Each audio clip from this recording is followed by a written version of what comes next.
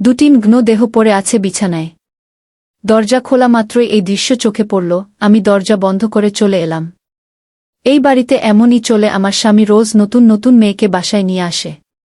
আমি কিছু করতে পারি না, কি আর করব। স্বামী আমার 2 বছর আগে বিয়ে হয়েছিল আমাদের।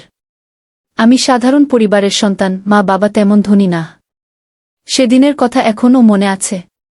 আমাকে দেখতে এসেছিল ফারহান। আমার কেন যেন তাকে দেখে খুব পছন্দ হয়েছিল।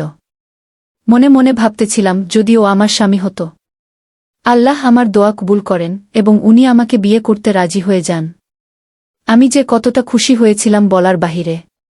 আমাদের বিয়েও হয়ে যায় কিছু দিনের মাথায়। আমি বাসর ঘরে বসে আছি। সে অনেকক্ষণ পরে আসলো। ঘরে এসেই বলতে শুরু করল, তোরে বিয়ে করার আমার কোনো শখই ছিল না। মা বাবা জোর করে বিয়ে দিচ্ছে, তাই আমার থেকে বউয়ের অধিকার চাইবি না কখনো। আমি আনিয়া নামটা বলে রাখলাম। আনিয়ার জীবন শুরু হয় সেদিন থেকে। পরের দিন সকালে উঠে সে রান্নাঘরে যায়। রান্না করে এসে যখন খেতে বসবে তখন তাকে সোজা উত্তর দিয়ে দেওয়া হয়, এই বাসায় বুড়া সবার পরে খায়। আমাদের খাওয়া শেষ হলে তুমি খেতে বসবে।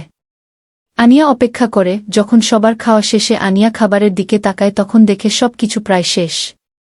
তাও কোনো রকম খেয়ে মনে মনে শান্তি পায় সে। রাতে তার জায়গা হয় ফ্লোরে। কিছুদিন পরে আনিয়া আর ফারহান শহরে চলে আসে। গল্প ভালো লাগলে চ্যানেলটি সাবস্ক্রাইব করে পাশে থাকুন। আনিয়া ভাবে হয়তো ফারহানকে ভালোবাসা দিয়ে সে ঠিক পথে নিয়ে চলে আসবে। কিন্তু আনিয়া ভুল ছিল। ফারহান বাসায় মেয়ে নিয়ে আসা শুরু করে। আর সেই দিন থেকেই আজ পর্যন্ত আনিয়া এভাবেই আছে। আনিয়া রান্না করতে গেল। রান্না শেষ হওয়ার আগেই ফারহানের ঘুম ভাঙ্গে। সে ঘুম থেকে উঠে মেয়েটিকে নিয়ে খেতে বসে। খাবার খেয়ে তারা বেরিয়ে পড়ে। আনিয়া কিছু বলতে পারবে না, কারণ তার সেই অধিকার নাই। ফারহান আর মেয়েটি চলে যায়। আনিয়া বাসার কাজ করে শুয়ে আছে আর ভাবছে, সে তো এমন ছেলে আশা করেনি। সে আশা করেছিল এমন ছেলে যার টাকা কম থাকলেও অনেক ভালোবাসা থাকবে তার মনে। 3 বেলা খেতে না পারলেও যা খাবে দুজনে মিলে ভাগ করে খাবে। আনিয়ার এসব কথা মনে পড়তেই যেন চোখ দিয়ে পানি চলে আসে। কিছুই করার এই তার। আজ অনেক দিন হলো নিজের মা বাবার সাথে কথাটাও বলেনি আনিয়া।